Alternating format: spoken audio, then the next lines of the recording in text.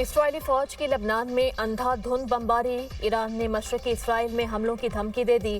خاتم الانبیاء head quarters کے کمانڈر میجر جنرل علی نے شمالی اسرائیل کے رہائشیوں کے لیے انتباہ جاری کر دیا۔ کہا بیروت اور زاہیہ پر بمباری کی گئی تو شمالی اسرائیل کو نشانہ بنائیں گے۔ شمالی حصوں اور فوجی بستیوں کے رہائشی نقصان سے بچنے کے لیے علاقہ چھوڑ دیں۔ پاسداران انقلاب کا کہنا ہے لبنان اور غزہ میں ریڈ لائنز عبور کرنا جنگ کے مترادف ہوگا۔ مشیر ایرانی سپریم لیڈر محسن رضائی کہتے ہیں لبنان میں بڑھتی کشیدگی کو برداشت نہیں کیا جائے گا۔ بحری ناکہ بندی جاری رکھنے کی بھی اجازت نہیں دیں گے۔ ایرانی افواج کا صبر اب جواب دے رہا ہے۔ اسرائیلی وزیر اعظم نے زاہیہ پر حملوں کا حکم دے دیا۔ صہیونی فوج کی پیش قدمی، حزب اللہ سے جھڑپیں، اسرائیلی حملوں میں مزید 12 افراد شہید، 35 زخمی۔ زور میں ہسپتال سمیت 3 عمارتیں تباہ۔ تاریخی قلعے پر حزب اللہ کا حملہ، 1 اسرائیلی فوجی ہلاک، 3 زخمی۔ تبریہ میں اسرائیلی فوج کے زیر زمین اڈے پر راکٹ حملوں کا بھی دعویٰ۔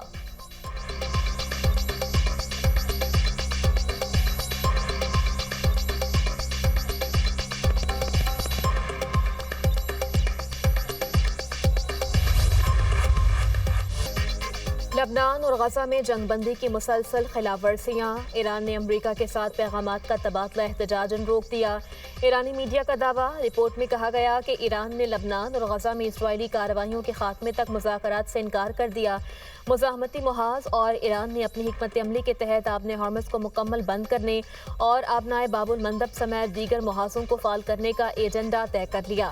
ایرانی صدر نے لبنان میں جنگ بندی کی مسلسل خلاف ورزی انتہائی تشویشناک قرار دے دی۔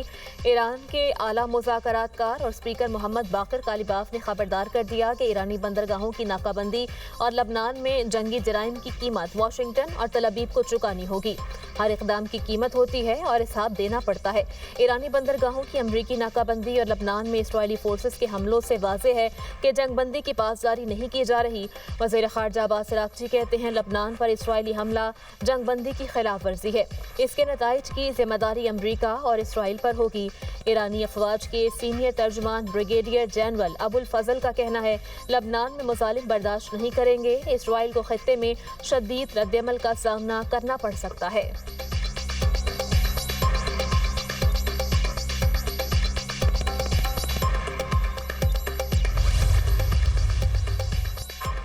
حزب اللہ نے فائرنگ بند کرنے پر اتفاق کر لیا۔ اسرائیلی فوج بیروت نہیں جائے گی، ڈونلڈ ٹرمپ کا دعویٰ۔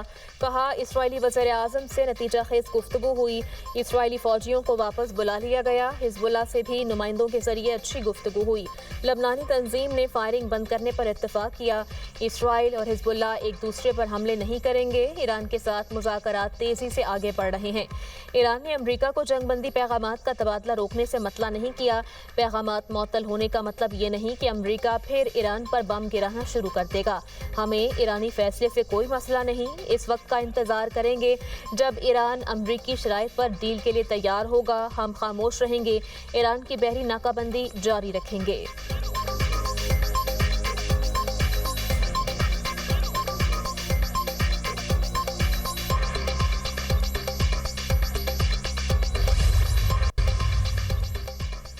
ایران کی پاکستان سے کشیدگی میں کمی کے لیے سفارتی کوششیں جاری رکھنے کی درخواست۔ نائب وزیر اعظم اسحاق ڈار اور ایرانی وزیر خارجہ میں ٹیلی فونک رابطہ، دو طرفہ تعلقات اور خطے کی صورتحال پر تبادلہ خیال۔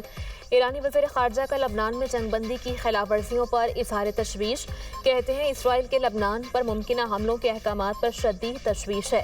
عباس عراقچی نے پاکستان کی سفارتی کوششوں کو سراہا۔ اسحاق ڈار کا جنگ بندی برقرار رکھنے کی اہمیت پر زور، کہا جنگ بندی کے تسلسل سے موجودہ مفاہمت کو برقرار رکھا جا سکتا ہے۔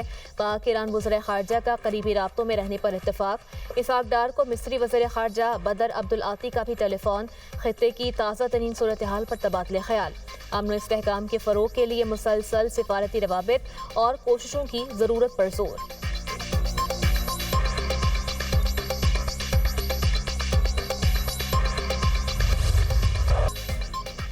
امریکہ اور ایران کے ایک دوسرے پر حملے، امریکی سینٹرل کمانڈ کا کہنا ہے امریکی افواج نے ایران میں ریڈار اور ڈرون کمانڈ اینڈ کنٹرول مراکز پر حملے کیے۔ کارروائیاں ایرانی شہر گورک اور جزیرہ قشم پر کی گئیں۔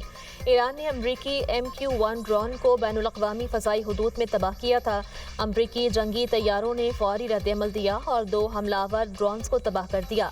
पासदारान इनकलाब का कहना है ईरानी फौज ने उस फिजाई अड्डे को तबाह किया जहां से सेरेक जजीरे के टेलीकम्युनिकेशन टावर पर हमला किया गया था। कुवैती फौज के मुताबिक फ़ज़ाई दिफाई निज़ाम ने दुश्मन के मिसाइल और ड्रोन हमलों को नाकाम बना दिया। अमरीकी सेंट्रल कमांड का कहना है कुवैत में अमरीकी फौजी एहलकारों को निशाना बनाने वाले 2 ईरानी बैलिस्टिक मिसाइल तबाह किए गए। बरतानवी मैरीटाइम ट्रेड ऑपरेशंस के इराकी बंदरगाह उम्मे कसर से 65 नॉटिकल माइल दूर मालबरदार जहाज को निशाना बनाया गया।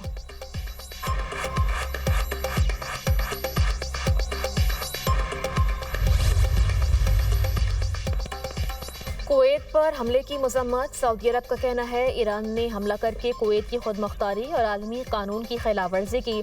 सऊदी वज़ारत ख़ारजा ने कुवैत की हुकूमत और अवाम से इजहार एकजहती करते हुए सिक्योरिटी के लिए किए गए इक़दाम की हिमायत की। सऊदी अरब की लबनान में इसराइली जारियत की मजम्मत। लबनानी इलाकों पर सहूनी कब्जे को मुस्तरद कर दिया। सऊदी वज़ारत ख़ारजा का कहना है ताइफ मुआहिदे के तहत हथियार उठाने का इख्तियार सिर्फ लबनानी हुकूमत के पास है। मुआहिदे पर अमल दरामद से ही लबनान में अमन व इस्तेहकाम को यकीनी बनाया जा सकता है।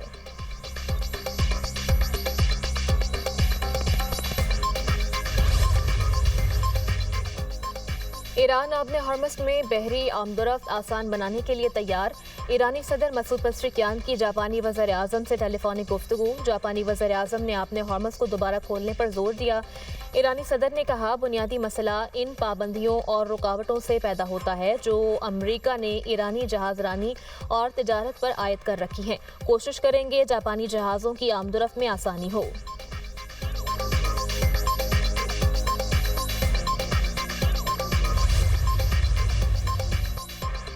फ्रांस ने बहीरा ओकियानूस में रूसी ऑयल टैंकर कब्जे में ले लिया। खबर एजेंसी के मुताबिक रूसी ऑयल टैंकर के कैप्टन ने फ्रांसीसी बहरिया के अहकामात मानने से इनकार किया।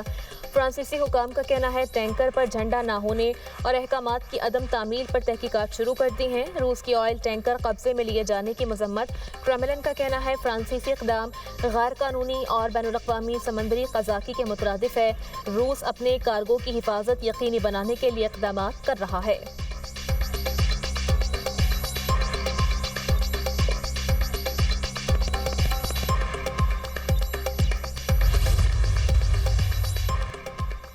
अमरीका ईरान कशीदगी। आलमी मंडी में खाम तेल की कीमतें फिर बढ़ गईं। अमरीकी खाम तेल की कीमत में 5% इजाफा। फी बैरल कीमत $92.30 हो गई। बरतानवी खाम तेल की कीमत में 4% इजाफा। $95 फी बैरल फरोख्त होने लगा।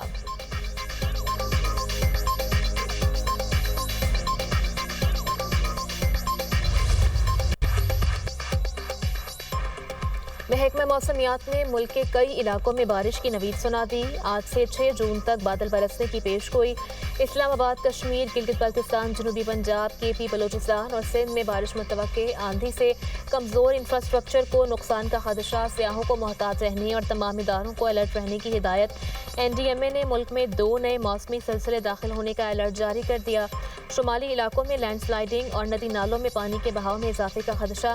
गिलगित बल्तिस्तान और बालाई केपी में ग्लेशियाई झीलों के सैलाब का खतरा बरकरार। शस्पर, कलगन, रेशन और दीगर ग्लेशियाई इलाके हसास करार।